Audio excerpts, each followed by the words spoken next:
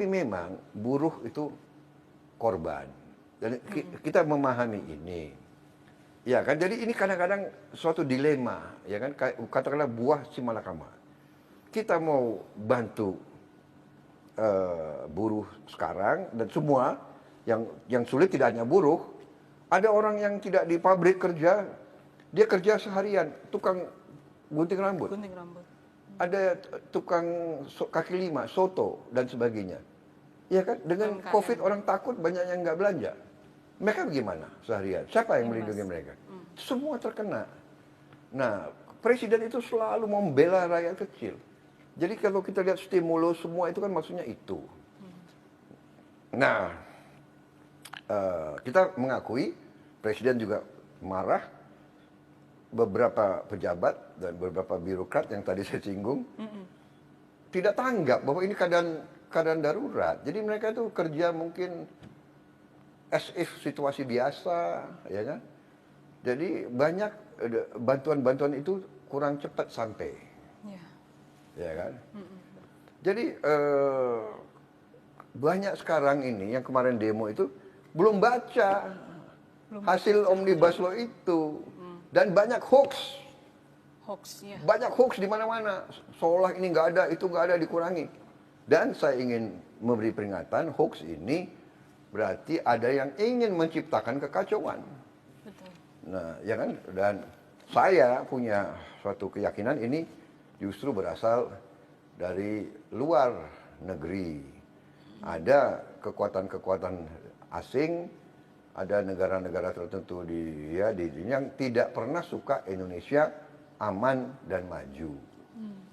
Itu jadi ya ini, jadi kadang-kadang tokoh-tokoh kita lihat benar, dia yakin dia benar, dan tapi dia lakukan sesuatu, dia tidak sadar sebetulnya ini permainan orang lain. Dan kita selalu, saya tadi katakan dari ratusan tahun yang lalu selalu diadu domba, ya kan? Undang-undang Cipta Kerja tidak hanya tentang itu, tapi beberapa 11 kalau ya, ada 11 klaster. Ya. Ada penyederhanaan perizinan tanah. Betul. Ada juga persyaratan investasi yang juga dimudahkan, ketenaga kerjaan. Nah, ini kemudahan dan pelindungan UMKM sekarang. Jadi koperasi cukup kalau tidak salah 9 orang dan tidak perlu ada izin, hanya pemberitahuan saja.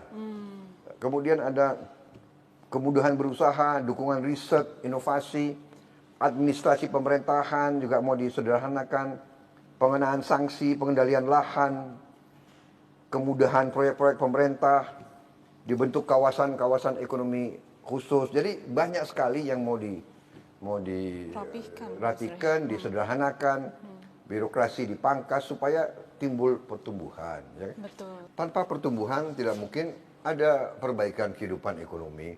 Dan dengan demikian kehidupan buruh akan tambah parah. Jadi memang kita paham, saya paham kesulitan buruh. Saya dari dulu berjuang untuk buruh. Betul. Ya, Gerindra itu partai selalu membela buruh. Tanya ada semua pemimpinnya di pihak siapa kita.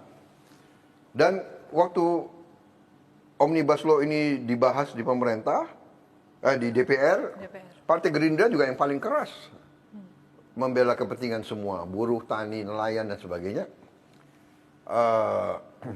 Dan dengan sungguh-sungguh ada buktinya, ada rekamannya semua.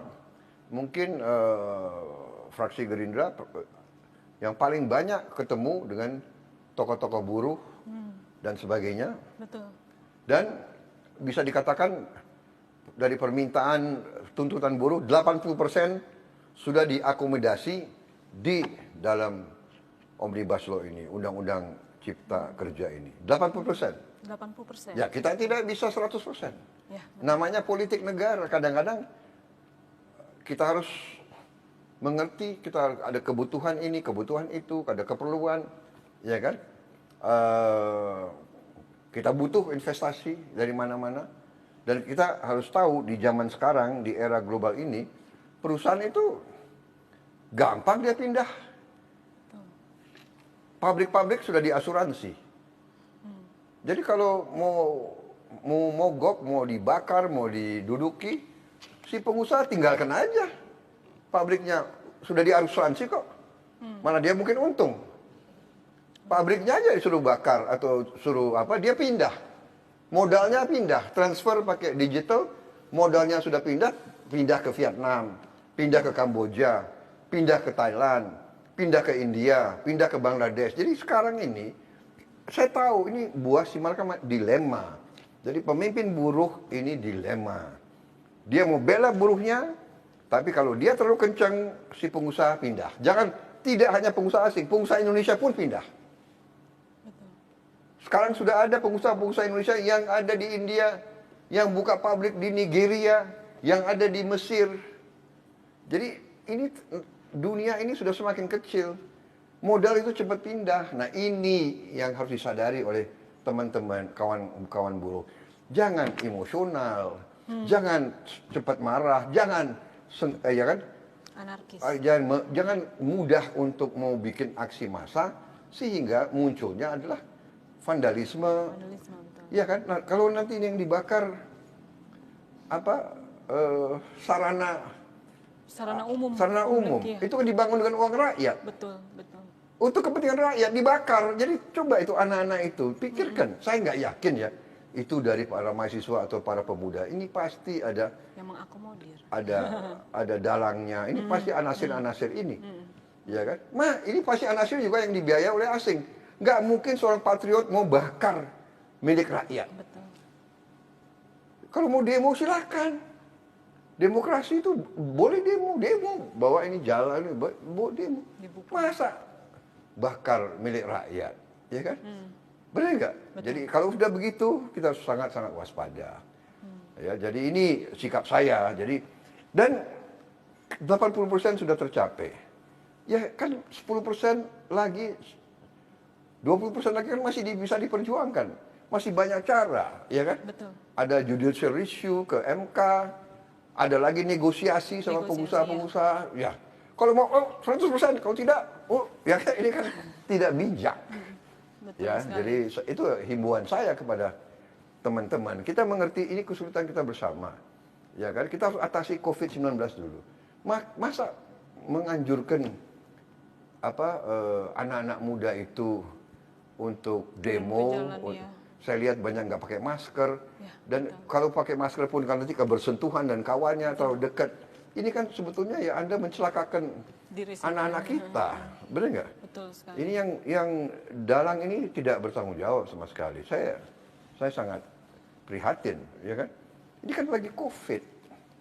Cobalah kita sabar, kita atasi dulu, kita perbaiki, ya kan? Kita coba kalau nanti undang-undang ini tidak bagus, kalau pelaksanaan tidak baik, ya bawalah ke judicial review, bawa ke Mahkamah Konstitusi. Betul. Sudah berkali-kali kok dalam sejarah terjadi, ya kan? Betul sekali. Jadi marilah kita berpikir dengan tenang, ya, dengan sehat, dengan kekeluargaan. Tapi saya lihat sebetulnya sebagian besar pendemo itu juga masih baik gitu. Kemarin saya juga agak terperangkap dengan masa Kerumunan massa, iya, ya. tapi mereka buka jalan, ya masih banyak yang apa itu? Masih bisa jalan Iya, lalu lalang. Iya, dada ke betul. saya, jadi iya kan, mungkin dia lihat mobil saya, ya kan, wah, bahkan anak-anak itu ada juga yang hormat, bilang jadi. Ada juga yang Saya hormat. kira mereka itu niatnya baik itu anak-anak tuh ya, tapi ada yang panas-panasin ya. Betul sekali.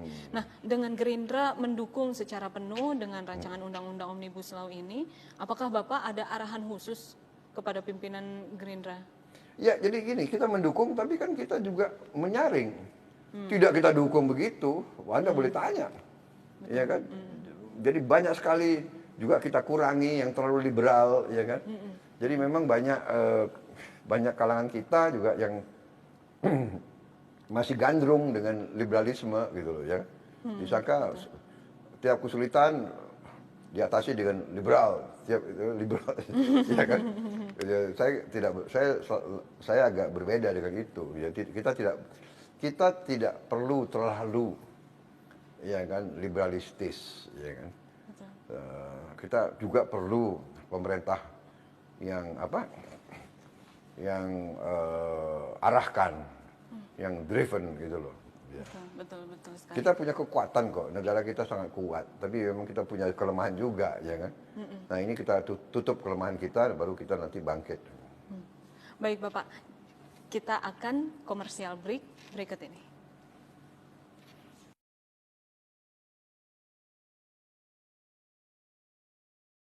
Ya pemirsa, kita masih bersama Bapak Haji Prabowo Subianto. Bapak, kita kan tadi sudah membahas mengenai rancangan undang-undang Omnibus Law Cipta Kerja yang 11 klaster tadi. Sudah jadi undang-undang sebetulnya. Sudah jadi undang-undang, iya, betul sekali. Nah, terkait undang-undang Cipta Kerja khususnya di klaster ketenaga kerjaan, terdapat 12 poin penolakan dari para buruh, salah satunya tentang isu upah minimum. Bagaimana tanggapan Bapak itu? Ya kan ada hoax bahwa upah minimum dihapus, itu dibaca dong, ya kan tidak seperti itu, Betul, ya kan? betul. Jadi dibaca telitinya itu. Jadi ada memang tentang pesangon, ya kan? Tapi pelaksananya juga nanti kan bisa dinego dengan perusahaan-perusahaan itu, ya kan? Jadi itu semua bisa diatasi, jadi tidak apa ya mutlak harus ditolak atau harus diterima, kan itu bisa di pelaksanaan juga sering dinego sama pengusaha-pengusaha itu. Jadi kalau perusahaan itu tidak sanggup, dia mintanya umpamanya 32 kali atau 35 kali mintanya di situ. Nanti pengusaha bilang nggak bisa. Ya ambil aja perusahaan saya. Yang saya sebutkan, ya ambil aja perusahaan saya. Saya udah diasuransi kok. Ambil aja alat-alat itu. Saya pindah aja. Kan saya nggak mampu. Kondisi ekonomi ini kayak begini. Akhirnya kan banyak juga ya. Oke lah, nggak sampai 32, nggak menerima berapa saja pesangon yang bisa dikasih. Nah ini yang kita maksud. Pemerintah itu sudah mau lindungi buruh, ya kan? Kita butuh dulu suatu iklim, ya. Memang kita mengerti, tapi saya yakin pemerintah dan apalagi presiden yakin sedang mencari bentuk bagaimana kita beri bantuan langsung. Sudah ada banyak upaya kita, ya, sudah banyak sekali.